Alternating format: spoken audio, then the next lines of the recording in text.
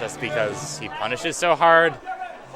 Teams are hectic, it tends to be harder to avoid these characters. A lot of the time you don't really have much of an option. Or wait, are we just continuing this set? Okay, apparently that set isn't over. I'm just gonna ask the players what's going on.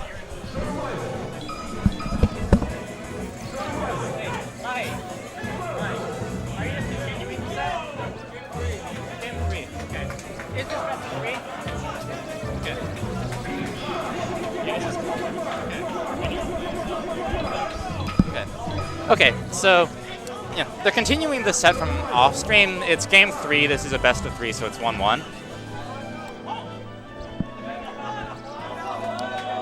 Yeah, this is quarters, and the winner of this will play Hugs and Larry in losers semis.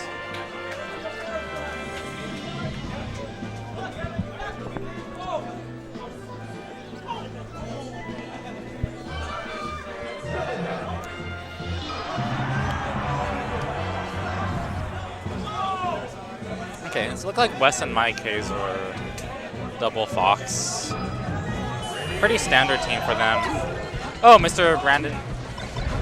Brandondorf is going Fox. He does have a really solid Fox. It's done some good things in the past.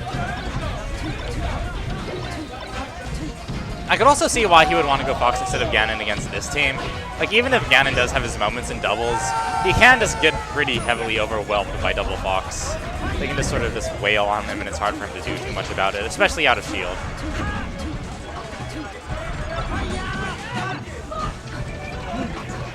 Okay. So Okami handling some of that shield pressure kind of awkwardly. Seems like, okay, Okami with the shield drop back air. I like the shield drop back air he did. Even though it didn't hit anybody, it let him descend to the floor again, and it did so in a way that if the other Fox that was on the floor was going to try to intercept him, he wouldn't have been able to. It was a pretty safe descent on Okami's part.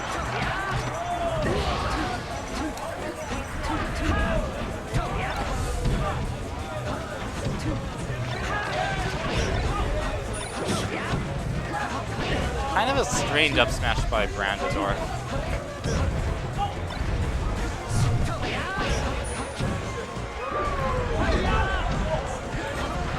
There's also good DI by Mr. Brandondorf on the...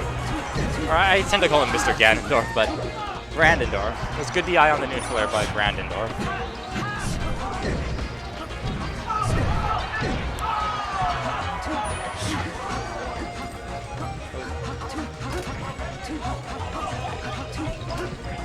Okami's not going to really want to go in a lot.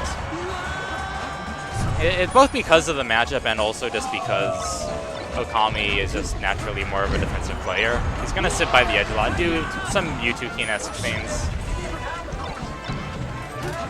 I'm not sure how much I necessarily like the whole idea. Like, because I wouldn't expect Brandondorf to handle the Fox Dittos as well as Wes or Mike would.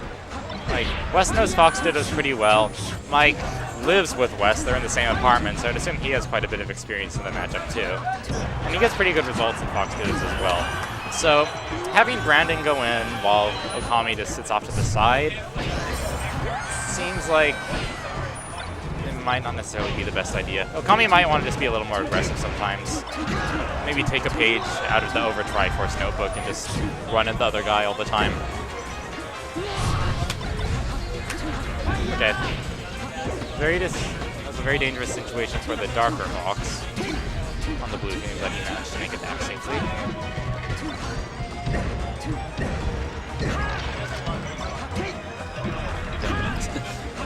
I actually like that downer by Okami. I think Okami does a lot of questionable downers when descending, but in that particular case, that was fairly safe. He did it on the shield and then drifted away so he didn't land on the same platform as the Fox he was attacking. I think Fox could punish that with, let's say, shield drop back air, but that's not something that's really fully ingrained in most players' muscle memory yet. Like, even though a lot of players do use shield dropping, not a lot of them use it super fluently. Okami himself is one of the people who does.